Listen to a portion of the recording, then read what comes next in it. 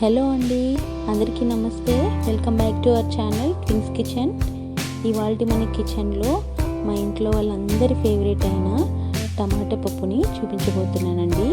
అందుకోసం ఒక బౌల్ నిండా నేను కందిపప్పుని తీసుకొని కడిగి 10 నిమిషాల పాటు నానబెట్టుకుంటున్నాను.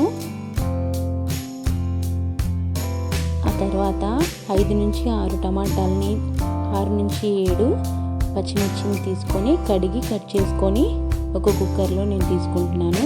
10 నిమిషాల తర్వాత కడుక్కున్న పప్పును కూడా ఇందులో యాడ్ చేసుకుంటున్నాను.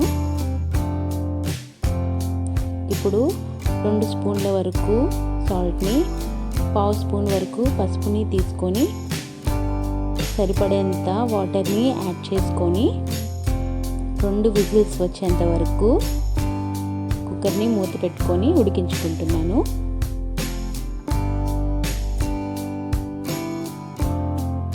అలాగే ఒక చిన్న నిమ్మకాయ సైజ్ అంతా చింతపండుని కూడా నేను ఇక్కడ నానబెట్టుకుంటున్నాను.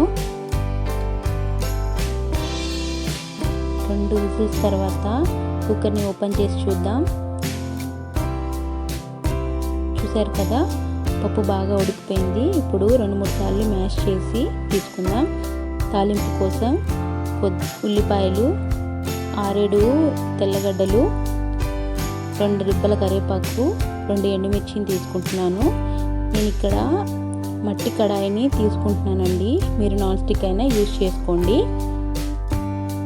ఇప్పుడు 2 నుంచి 3 టేబుల్ స్పూన్ల ఆయిల్ని యాడ్ చేస్తున్నాను. అలాగే 1/2 స్పూన్ ఆవాలు, 1/2 స్పూన్ జీలకర్ర, 1/2 స్పూన్ పచ్చిశనగపప్పు, 1/2 స్పూన్ మినపప్పుని తీసుకుంటున్నాను. ఇవి బాగా ఫ్రై చేసుకోండి.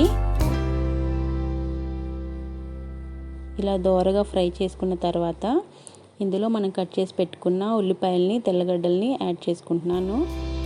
అలాగే మిర్చిని కూడా యాడ్ చేస్తున్నానండి, రెడ్ చిల్లీని.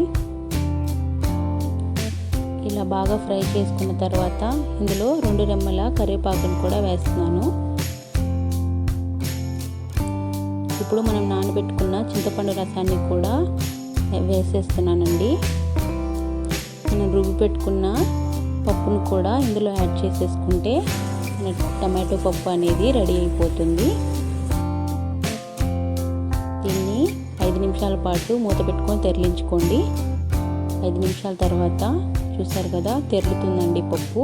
ఈ స్టేజ్లో మీరు కొత్తిమీరనైనా యాడ్ చేసుకోవచ్చు, లేకపోతే స్కిప్ చేసుకోండి. ఇక్కడ మన టమాటో పప్పు రెడీ అయిపోయిందండి.